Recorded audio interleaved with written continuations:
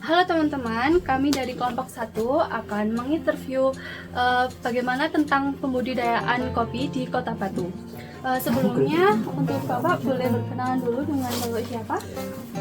Saya Bapak Hari, khusus petani juga prosesor kopi, penggiat kopi di Kota Batu.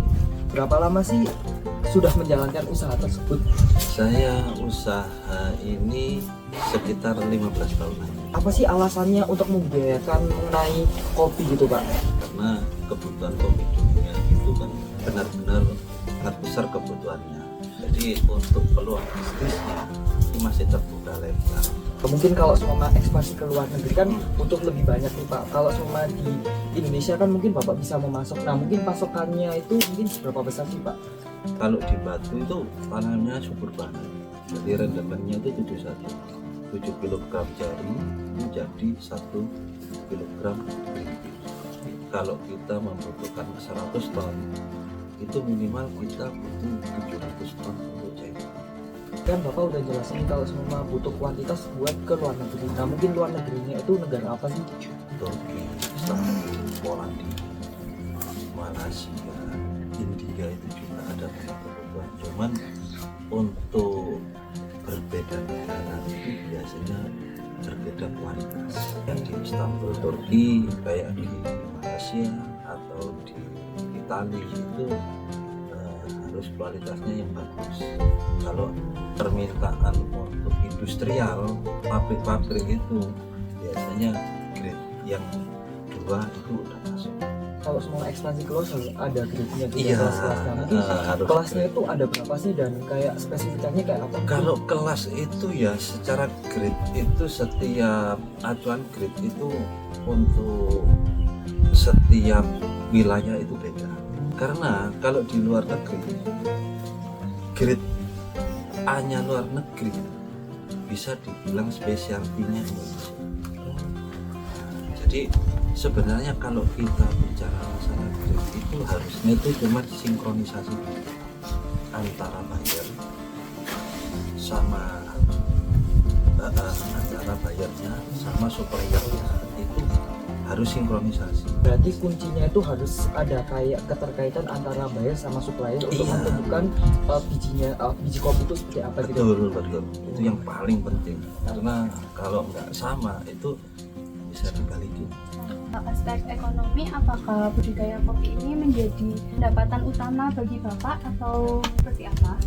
Kalau untuk saya pribadi itu utama, tapi kalau untuk di Kota Batu itu masih penting karena informasi tentang kopi itu masih belum terbuka lebar. Jadi orang-orang di sini itu beranggapan kopi itu seperti zaman yang harganya murah, yang budidayanya lama. Maksudnya gini, ya kita beli kopi di warung kopi Giras, katakanlah 5.000 per tabung. Tapi kenapa di kafe kok 25.000? Iya. Sebenarnya dari tanaman yang sama, tapi proses kopi untuk menjadikan kualitas itu beda. Disitulah letaknya. Jadi harus ada branding gitu ya, Iya. supaya meningkatkan engagement dari sebuah Dalam beberapa tahun terakhir ini, bagaimana kondisi penjualan kopi di daerah Kota Batu? Sampai saat ini belum bisa mencukupi pasar. Wah, kenapa tuh Bang? Nggak imbang antara produktivitasnya di Kota Batu sama permintaan pasar itu masih besar permintaan pasar. Salah satu contoh ada customer kita per bulan minta 1 ton keripik. Kalau kita hitungkan 10 bulan 10 ton itu berarti membutuhkan 70 ton untuk cherry kopi. Disitulah letak itu untuk satu customer. Bedanya antara produktivitas dan permintaan pasar yang tidak seimbang. Nah, untuk masalah yang terkait bagaimana Bapak mengatasi hal tersebut? Untuk pertanian Kota Batu khususnya untuk budidaya tanaman kopi itu sangat amat memperhatikan. Mungkin apa aja sih yang udah dilakukan oleh pemerintah untuk membantu Bapak supaya bisa menghasilkan dalam 1 bulan beberapa ton atau setahun beberapa ton gitu Pak? Sebenarnya kenapa sih kok saya bilang salah satunya di kopi itu kenapa? Satu, konstur alam Kota Batu itu kan berbeda. Yang kedua, sebenarnya kalau kita membuat suatu proses kopi yang bagus, cita rasa kopi di Kota Batu itu excellent, bagus. Nah, yang ketiga, orang-orangnya kan masih dalam kategori tentang pengetahuan di kopi itu kurang melek gitu. Dan alhamdulillah itu kalau dari dinas kan gini, kalau dinas itu mengeluarkan bantuan itu kan pasti melalui yang berbadan hukum, seperti kelompok disitulah bantuan bibit kopi, bantuan alat itu semuanya, edukasi, terus mengadakan anggaran SL sekolah lapangan bisnis, itu semuanya udah dilakukan di pemerintah. Pak tadi kan dijelaskan kalau semua cita rasanya kopi yang ada di Kota Batu itu excellent, bagus kan. Nah, faktor apa aja sih yang mau pengaruh itu? Apakah karena kesuburan tanahnya, mineralnya, atau mungkin ketinggiannya, apa? Satu yang pasti kesuburan tanah. Keduanya pasca panen. Maksudnya itu kita petik merah, full merah, atau merah kuning hijau, atau seperti apa, itu kan beda-beda tuh. Yang ketiga, perawatan. Kopi itu setiap saya proses pasti saya cek meter. Bapak, jika pertanian kebun kopi ini bisa dikembangkan, apakah berpotensi menjadi kawasan agrowisata? Wah, sangat amat berpotensi. Ada beberapa teman saya juga yang membuat agrowisata, ekowisata untuk fasilitas apapun di perkebunan kopi itu banyak banget dan nggak jauh dari sana. Dan sekarang bukan jalan lagi, udah rame banget. Jadi membuka lapangan pekerjaan juga ya Pak ya. Nah, mungkin tadi kan Bapak bilang kalau agrowisata itu sangat cocok dan sangat disukai orang. Nah, menurut Bapak bisa berjangka panjang atau pendek sih buat agrowisata? Kan orang kan sekarang kadang ikut FOMO-FOMOan atau enggak, karena kan zaman udah ada teknologi. Dan mana pendapat Bapak?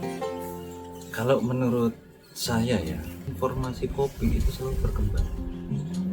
Dan kopi itu nggak bisa dilihat hanya di YouTube ataupun di Google. Harus praktek, real gitu. Karena apa?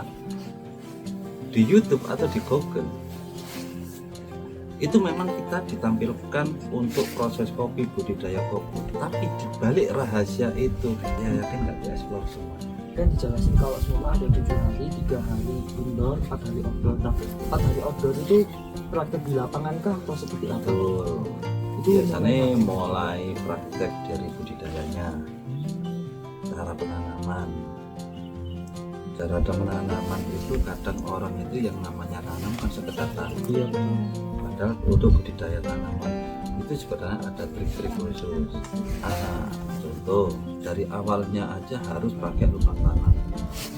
Setelah lubang tanam kasih pupuk, beberapa macam-macam pupuk dikasih tanah supaya akarnya nggak bersentuhan langsung dengan pupuk, supaya nggak gosong. Kalau bersentuhan langsung dengan pupuk kan mati juga. Pupuknya harus yang sudah difermentasi. Jadi itu waktu ditanam, saat akar itu mulai tumbuh, ibarat orang itu udah menghadap makanan, nggak cari-cari makanan. Jadi itu satu. Naik lagi ke tingkat perawatan berkelanjutan sampai panen. Nah, setelah panen itu di pasca panen. Nah, pasca panen itu mulai petik merah, terusan rajutan, macam-macam. Nanti proses sortasi, proses renggang, proses penjemuran, dan panjang banget itu untuk outdoornya. Kalau indoornya itu materi-materi masuk soal penjelasan, kita setelah dikasih penjelasan mari praktek. Nah, pupuknya apa yang dimaksud pupuk fermentasi itu seperti apa sih Pak? Berarti kayak dikasih kotoran hewan yang dikasih M4 atau apa itu udah matang. Maksudnya matang itu untuk bakteri jahatnya itu udah mati. Mama pupuk itu diberikan berapa kali sih Pak? Mungkin seminggu sekali kah atau seperti apa gitu? Sebenarnya pupuk budidaya tanaman kopi dan budidaya tanaman lain itu sebenarnya menyesuaikan ukuran tanaman gitu. ini kan membahas tentang pertumbuhan tanaman kopi kan Pak. Akhir-akhir ini cuacanya kan sering tidak menentu, kadang hujan, kadang panas. Nah, terkait kondisi cuaca yang saat ini, bagaimana dengan hasil panen kopi di cuaca yang tidak menentu seperti ini? Nah, cuaca itu juga mempengaruhi apapun budidaya tanaman, termasuk kopi. Karena cuaca itu mempengaruhi semua budidaya tanaman. Untuk produksi itu kita perbagi. Lahan ini Kartika 1, lahan ini Yellow Catura, lahan ini Gambia Brasil. Orang suka supplier suka itu yang mana sih Pak jenisnya? Kopi itu sebenarnya kan nggak ada yang dibilang enak kayaknya. Kopi itu tergantung penikmat. Nah, kalau kita buat acuan lomba itu kan ada juri. Iya betul. Nah, juri itu kan penilai. Nah, selama ini yang saya pakai untuk lomba-lomba itu jenis Kartika 1. Tapi Kartika 1 itu jarang sekali petani budidaya jenis tanaman. Kalau boleh tahu kenapa Pak Nah. jadi jarang dibudidayakan? Karena biaya perawatannya lebih tinggi daripada kopi yang lain. Karena apa? Salah satu kopi yang rakus makanan unsur rasa atau apapun itu Kartika. Kalau sebelum panen habis kita harus sudah kasih pupuk. Kalau nggak gitu nanti tanamannya mati. Jadi Kartika ini termasuk jenis tanaman kopi yang lumayan susah ya Pak? Iya, perawatannya tambah. Cuman kalau dari cita rasa kemarin saya coba brix meternya sampai hampir 25 meter. Manis banget, enak kopinya. Yang sering saya buat lomba itu yang Kartika. Dari 15 jenis kopi yang Bapak sebutkan tadi, mana sih jenis kopi yang paling banyak permintaan pasar? Karena kopi itu sebenarnya kalau dilihat dari cita rasa itu bisa dibedakan itu saat proses natural. Seperti apa itu Pak? Natural itu setelah petik langsung dijemur. Itu yang paling signifikan.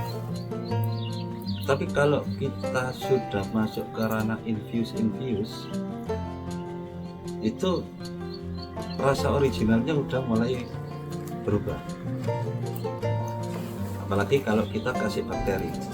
Contoh kita pakai bakteri Lactobacillus katakan. Jadi saat kita menggunakan aerob natural Lactobacillus itu kalau bahasa kopinya jadi namanya proses laktik. Nah, jadi cita rasanya itu ya unik. Beberapa kopi mungkin perbedaannya nggak terlalu signifikan, tapi kalau orang yang jeli ya pasti tahu.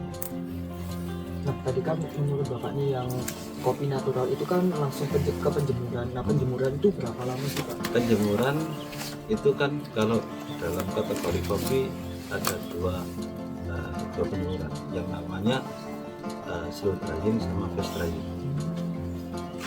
Tapi kalau zaman modern ini ketambahan satu jadi tiga, Oh, jadi namanya indoor drying.